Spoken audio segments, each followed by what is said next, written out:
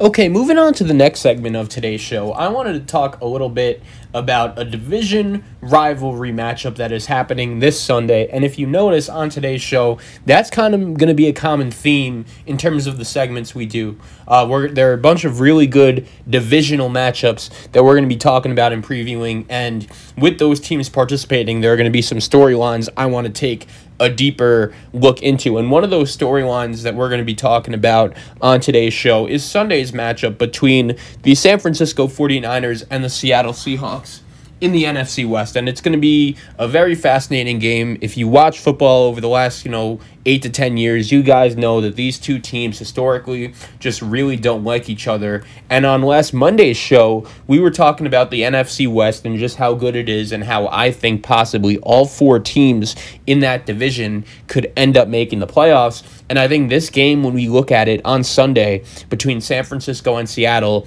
is about to tell us a lot.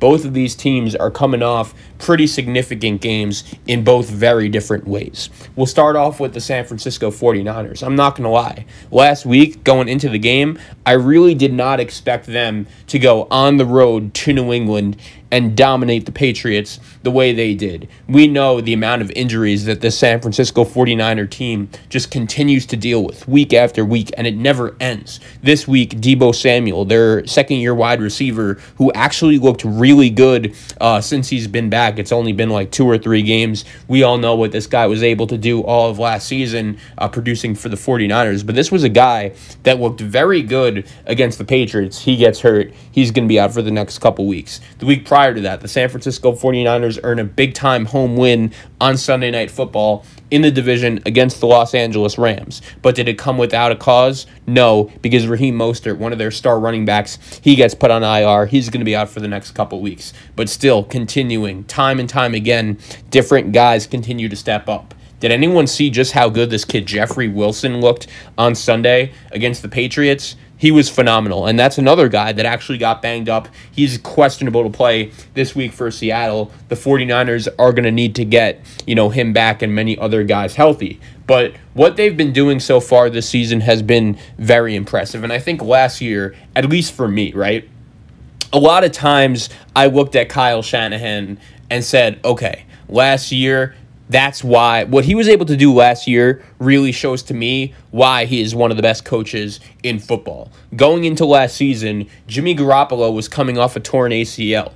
The 49ers receivers and weapons, we didn't really know who they were. We didn't really know just how good George Kittle could really be. And to be honest, we didn't really know just how good the 49ers defense as a whole, as a unit, could be with Nick Bosa, and we didn't know how much Richard Sherman had left. We didn't really know how good Dre Greenlaw was. And last year, the 49ers defense just came full circle and really came out and provided to be one of the best units in the league. And we all know the story. They ended up making it to the Super Bowl. They fell just short against the Kansas City Chiefs. But I think going into this season, a lot of people expected the 49ers to continue that and be one of the better teams in the NFC. And they haven't been bad. They're sitting at a 4-3 record right now. But I think we could all agree they haven't been the same team as they were last year. And you know what? If you're a 49er fan, that's okay for a multitude of reasons. One, your team has just suffered a stupid amount of injuries. Starting from that Week 2 game against the New York Jets, and it's been continuing since then. The 49ers have been a team that has just been super banged up, and still, with that being said, they continue to win. And when you look at their game this week against the Seattle Seahawks, it's going to be big. This is going to be the third game in the division of the season for the San Francisco 49ers. They're 1-1. This is their first divisional road game, as their first 2 games were at home. We know in Week 1 they actually ended up losing to the Arizona Cardinals. In Week 6, 2 weeks ago, they ended up losing. They ended up winning they ended up beating the Los Angeles Rams at home, and that was one of the better performances by the 49ers. And we also saw what this 49er team was able to do last week in New England. But we saw, man, that 49er team a couple weeks ago at home against the Miami Dolphins. I remember doing a segment on that game on this show, and I was just like, bruh, that was the worst performance we will ever see from a 49er team. And last year, we know how good they were, but I said, I don't care. Right now, they are the worst team in the NFC West. And now a couple weeks later, after they beat the Rams and after they go on the road into New England, I'm willing to say that I think this 49er team is a playoff team, even when you consider the amount of injuries they have, because they're getting healthier, and I just really trust their head coach, man. I do. Kyle Shanahan is a G, and he's the kind of guy that if he's your coach, I believe you're always going to have a legitimate chance to win. But even though I just said the 49ers are a playoff team, I wanted to talk a little bit about, more specifically, their game this week on the road against the Seattle Seahawks, because we all know the history that these two teams have, going back to the Legion of Boom and Colin Kaepernick days when they faced off in the NFC Championship game. I always believe football is in a better sport, in a better place, when San Francisco and Seattle are both good and rivals and playing each other at the highest of levels. And this week, man, that's exactly what's going to happen. Both of these teams are playing pretty good football. Seattle lost their first game of the season last week, a heartbreaker on Sunday Night Football to Arizona.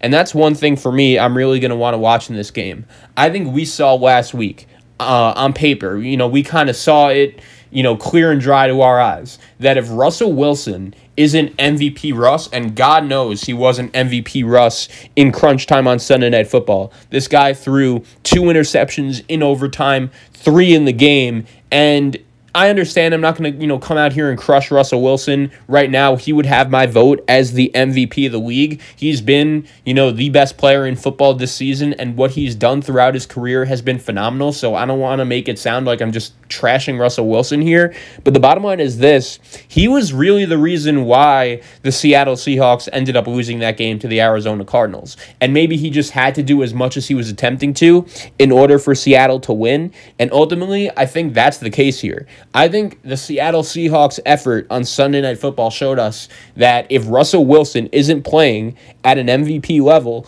this Seattle Seahawks team has no chance to win. Their defense right now just is not getting the job done. And a lot of people have asked me, Zach, what do you think about the trade for the Seattle Seahawks to get Carlos Dunlap, the defensive end from the Cincinnati Bengals? Do you think he's going to be able to make a difference for the Seattle Seahawks defense? And my answer would be, maybe. I think he would improve things. I think he's going to get a lot of playing time as time goes on, and we'll try to get some pressure on the quarterback, something that these Seattle Seahawks on defense really have not been able to do at all. And I think that was on full display on Sunday Night Football, because the Arizona Cardinals offensive line is like an average unit. I think it's good, but it's nothing great. That shouldn't be a unit that's just incredibly hard to get pressure against. And ultimately, the Seattle Seahawks defense were not able to do that. They weren't able to get pressure. And I think getting Carlos Dunlap from the Cincinnati Bengals could be, one of the main reasons why that could hopefully improve if you're a Seahawk fan. But for me, I think the biggest acquisition that this Seahawks defense is going to get is Jamal Adams coming back. We all know how dynamic and how special of a player Jamal Adams is, and I think there is a significant gap between, him and really any other Seahawk player on defense in terms of the impact they make. I know Bobby Wagner and KJ Wright are two very good guys, but Jamal Adams is just that good of a player. I think he is the kind of guy that can make a real big difference on this Seattle Seahawks defense. So in order for Seattle to be good and in order for Seattle to compete at the top of the NFC, and keep in mind, I was a guy that actually picked this Seattle Seahawks team to win the Super Bowl before the season started. I was that confident in Russell Wilson, Pete Carroll, and the way this team was built. And I think so far, even though he didn't really play that well on Sunday Night Football, Russell Wilson has held up his end of the bargain. He's played phenomenal. I think we could all agree right now he is at the top of contenders for MVP of the league. But if Seattle wants to win a Super Bowl, which ultimately is Russell Wilson's goal, not to win the MVP, they're going to really need for their defense to step up and get the job done, because right now their defense just isn't very good, and it is impossible when Russell Wilson is not playing at an MVP level for Seattle to win games. And I think, to be honest, that could be a main reason why Pete Carroll has been, quote-unquote, letting Russ cook so far this season. I think that's been a big narrative over the last couple years in Seattle. Fans asking, why is their play calling so conservative? Why can't they ever let Russ off and just let him throw the ball, 30 to 40 times a game? Does Pete Carroll even know that he has one of the best quarterbacks in the league? And I think this season, Russell Wilson and the Seahawks are finally, letting their quarterback cook, but at the same time, they're really realizing, okay, maybe that was one of the only chances we have to win games, is just letting our quarterback go out there and get the job done, because if not, I don't think our defense is going to be able to do that at all. But Seattle and San Francisco playing each other on Sunday. Right now, San Francisco checks in at 4-3. Right now, Seattle checks in at 5-1, or excuse me, at 6-1. And when you look at this game, it's just going to be so interesting, because last year, I think we kind of forget about how these two matchups went and just how crazy these two teams are matching up right now. And Seattle's 5-1, by the way. I did not realize they had their bye week already. So 5-1 Seattle, 4-3 San Francisco. And when you look at the Seattle Seahawks and the Niners, when these two teams played last year, Seattle went into San Francisco on a Monday night and ended up getting the W.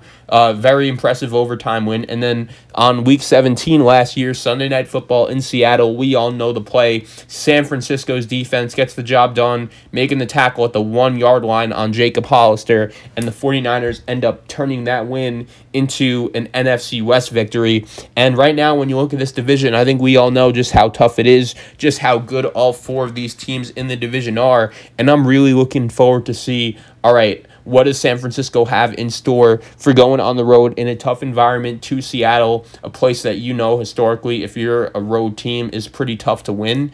But Seattle is not a very good defensive team. They're also coming off a pretty tough loss. I'm curious to see if that loss, really helps them improve on defense. If they could use that loss as some kind of motivation, I would really hope Seattle as a team doesn't lose 2 divisional games in a row, because if they do, that could really open up the door for a team like Arizona or a team like the Rams, both who are playing very good football right now and do have their sights set on being at the top of the NFC West. So Seattle and San Francisco on Sunday should be a heck of a game. San Francisco hopefully will try to get a little more healthier. Seattle will hopefully try to improve on the defensive side of the ball as the season goes on, and it should be a phenomenal matchup. I'm so impressed with the way Kyle Shanahan has been able to handle all of these injuries on the defensive side of the ball.